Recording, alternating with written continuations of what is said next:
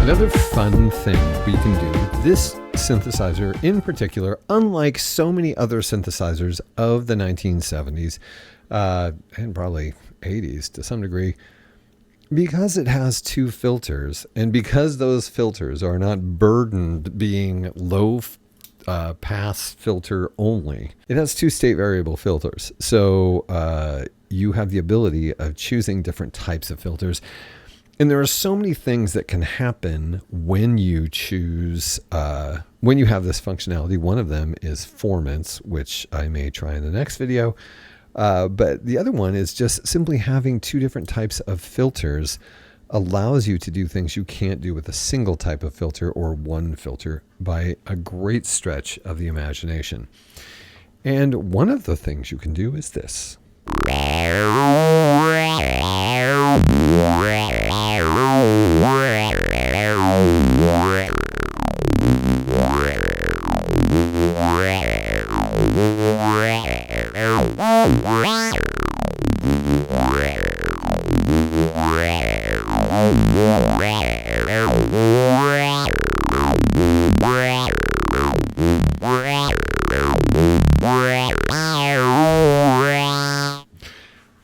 That sounds like, to me at least, a unique sort of phase shifter. And kind of that's what's happening, because what I'm doing here is not like there's a whole lot going on in most of the synthesizer. We're not using the glide.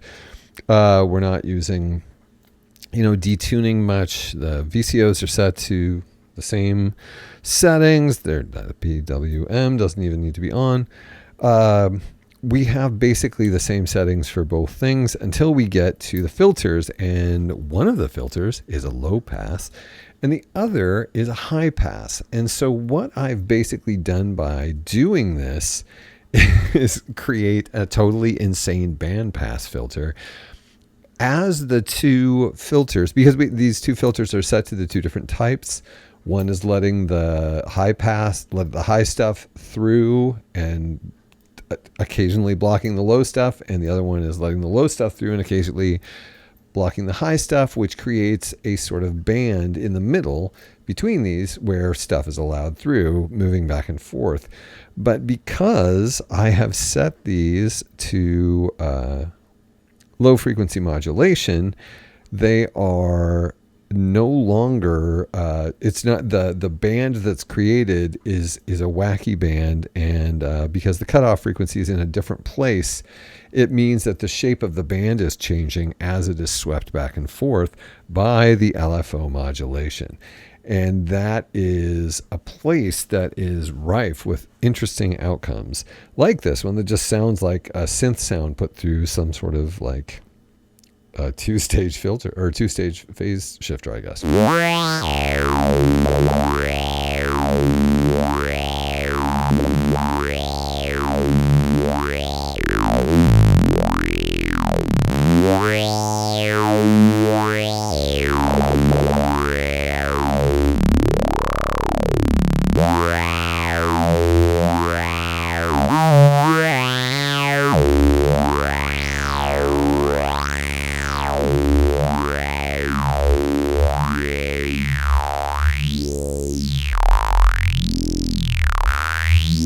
But yeah, changing the cutoff frequency is going to have a different effect, and changing the low frequency modulation amount is going to have a different effect, because what those do is they change the shape of what frequencies are passed by the low pass filter and what frequencies are passed by the high pass filter.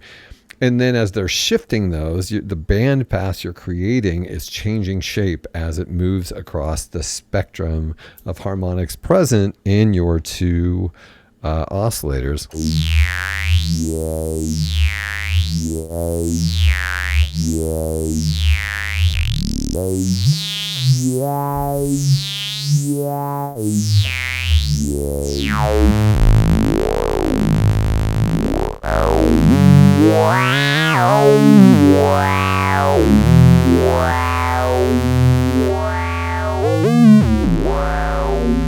What'll be interesting, okay, I've shifted this to square waves. Let's see what happens when we change the pulse width.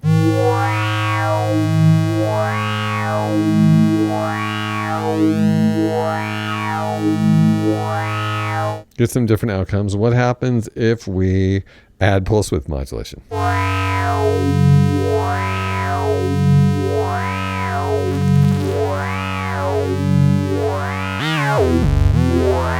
I actually expected a more difference than that, but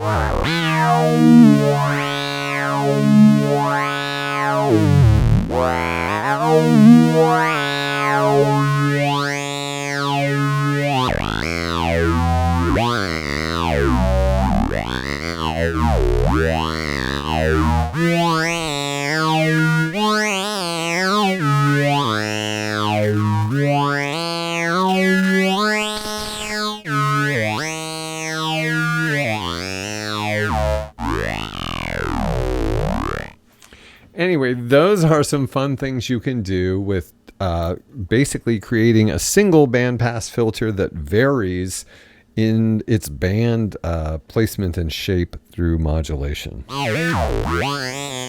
resulting in what sounds like a phase shifter.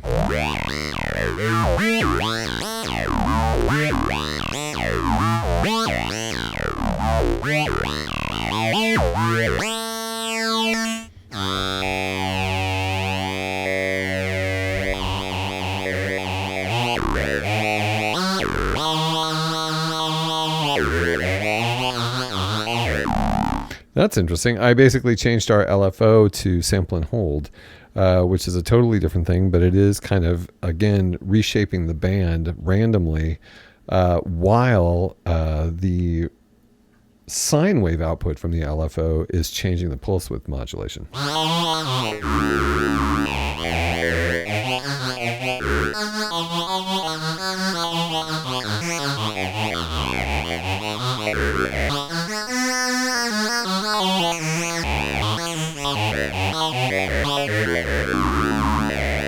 Try getting a sound like that on pretty much any synthesizer from the 1970s. That is just magical.